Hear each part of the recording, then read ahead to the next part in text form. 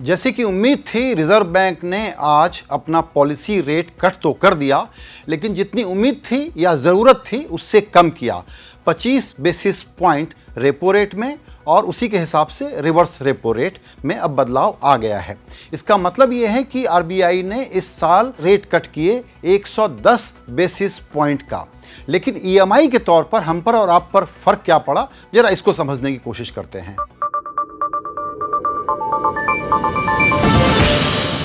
सरकारी बैंकों ने 110 बीपीएस का जो रेट कट हुआ उसमें से ईएमआई पर जो ब्याज में कटौती की है वो करीबन 35 बीपीएस की है, यानी कि जितना कट करने की गुंजाइश थी उससे कम कट किया है। तो आज की खबर से ये लगता हो कि ब्याज अब काफ़ी सस्ता हो जाना चाहिए, लोन काफ़ी सस्ता हो जाना चाहिए, तो ऐसा नहीं होगा। पुराने लोन पर तो बहुत मामूली असर पड़ेगा अगर बैंक तय करेंगे कि ये पास ऑन करना है थोड़ा सा बेनिफिट तब। लेकिन जो नए लोन हैं, जो खास करके 30-40 लाख रुपए की कैटेगरी वाले लोन हैं, उस पर अब चूंकि नए लोन पर पहले से हो गया है कि रेपो रेट से अब कर्जे लिंक होंगे, रेट फ्लोटिंग हो गया है, तो उसके कारण थोड़ा सा पास ऑन हुआ है ये फायदा कंज्यूमर को, लेकिन जो नए लोन ले रहे हैं उनके ऊपर। लेकिन आप जब संकेत दे देते हैं एज रिजर्व बैंक कि अभी हमने कट किया है, आगे और हालात को देखेंगे, जरूरत पड़ेगी तो कट करेंगे, ऐसे में कर्ज लेने वाला व्यक्ति अपने डिसीजन को पोस्टपोन करता है। इसीलिए सारे रेट कट के बावजूद और सरकार की तरफ से इतनी कोशिशों के बावजूद एक चीज़ नहीं हो पा रही है, वो है कि लेंडिंग बढ़े, क्रेडिट ऑफ टेक बढ़े, कंज्यूमर भी लोन लें और बिजनेसेस भी लोन लें। ये अभी तक बड़े पैमाने पर नहीं हो पा रहा है। एक दूसरा उदाहरण ले लीजिए, सरकार ने बड़ा ऐलान किया था कि हम लोन मेला लगाएंगे, शामियाना मीटिंग करेंगे। आशा थी कि चलिए इस बहाने कर्जों का देना शुरू हो जाएगा, डिमांड पिकअप होगी, मांग बढ़ेगी, तब इकोनॉमी का चक्र चलेगा। लेकिन जो पहली खबरें आई हैं उसमें ये पता लग रहा है कि ये तो कस्टमर के लिए जागरण किस्म की मीटिंग है, ये तो एप्लीकेशन ले लेने की मीटिंग है, यहाँ अप्रूवल नहीं हो रहा है। तो अब कब अप्रूवल होगा इसका पता नहीं है, और तब तक दूसरा रेट कट जो है उसका लोग इंतजार करना शुरू कर देंगे, जो दिसंबर में आना है। तो जो इस वक्त के मंदी में फंसी हुई इकोनॉमी का जो सबसे बड़ा चैलेंज था कि इकोनॉमी की रफ्तार पिकअप हो और उसके लिए मांग पिकअप हो और उसके लिए हम कर्ज लें और कर्ज पर सामान खरीदें और इससे इकोनॉमी का चक्र चले, ये इससे होता हुआ नहीं दिख रहा है। जितनी ज़रूरत है उतना नहीं हो रहा है। मतलब ये हुआ कि आरबीआई को इस मंदी के माहौल में एज सेंट्रल बैंकर क्या करना है वो रास्ता पता है, लेकिन वो स्पीड को लेकर के अनसर्टेन है।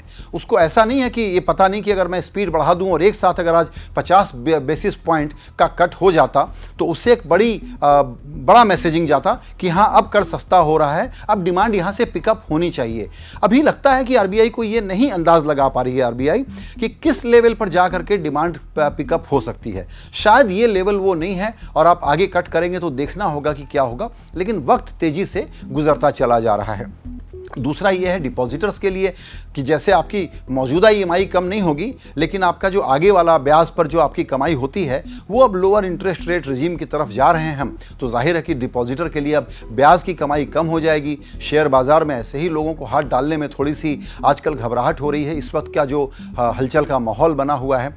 तो जो पिछले दिनों सरकार की तरफ से एक डीप कॉरपोरेट टैक्स कट किया गया था और लगा था कि अब यहाँ से मैन्युफैक्चरिंग एक्टिविटी और इन्वेस्टमेंट डिमांड बढ़ेगी, अब उसके बारे में सारी कमेंट्री विशेषज्ञों की आपने सुन ली होगी। वो ये कहते हैं कि सिर्फ इस एक कदम से जो लॉन्ग टर्म में बहुत अच्छा है, इसका कोई तात्कालिक लाभ नहीं होने जा रहा है। असल काम आपको डिमांड पिकअप कराने का है और उसमें आरबीआई बहुत सावधानी से कदम उठा रहा है। तो एक तरह से ये ठीक है, क्योंकि उसको अभी जो फिस्कल साइड की अनिश्चितता है जिसको दिल्ली कंट्रोल करता है उसके बारे में आइडिया नहीं है कि क्या होने वाला है। इसलिए अचानक रेट कट अगर वो कर दे तो बैंकिंग सेक्टर के मार्जिन पर प्रेशर आ जाएगा। बैंकिंग सेक्टर को ये अभी नहीं पता है, जो वो हम अभी बात कर रहे थे कि ब्याज की दरें वो क्यों नहीं कम कर रहा, वो शायद इसलिए भी कम नहीं कर रहा कि वो अपना मार्जिन कितना कम करे, क्योंकि उसको अपने यहाँ जो एनपीए हो रहे हैं वो कोई कम तो हो नहीं रहे हैं, बढ़ने का अंदेशा दिख रहा होगा कहीं ना कहीं। इसी कारण से ये जो ब्याज का ट्रांसमिशन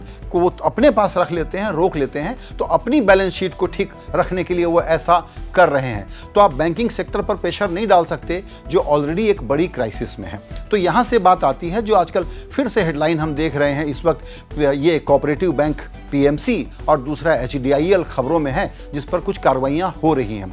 आरबीआई ने तसल्ली दिलाई है। आरबीआई का कहना है कि कुछ इंडिविजुअल असेसमेंट घटनाओं के कारण आप ये मत मानिए कि कोई सिस्टम में गड़बड़ है, सिस्टम में पैनिक है। हमारा बैंकिंग व्यवस्था जो है, हमारी बैंकिंग व्यवस्था वो पूरी तरह से रोबस्ट है और पैनिक फैलाने की कोई ज़रूरत नहीं है। लेकिन साथ में वो मध्यम स्वर में एक बात और कहता है कि ये कोऑपरेटिव बैंक्स कैसे एडमिनिस्टर हों, ये रेगुलेशन कौन करे, थोड़ा इस पर विचार कर लेना चाहिए। इसमें बड़ी खबर छुपी हुई है, वो ये है कि कोऑपरेटिव बैंक का जाल तो बहुत है, ज़्यादातर वो राजनीति से संचालित है और उसको या तो राज्य सरकार का नियंत्रण होता है अगर वो किसी एक राज्य में है, और अगर मल्टी स्टेट है तो इसका नियंत्रण, इसकी एडमिनिस्ट्रेटिव जिम्मेदारी एग्रीकल्चर मिनिस्ट्री की होती है। आरबीआई के पास इसका रेगुलेशन इफेक्टिव तरीके से नहीं है। और अब देखिए, जब दुर्घटनाएं होती हैं तो पता लगता है कि ऐसे रेगुलेटरी गैप और रेगुलेटरी ग्रे एरिया में हम फंसे हुए हैं कि जिसमें बुरी खबरें आते रहती हैं।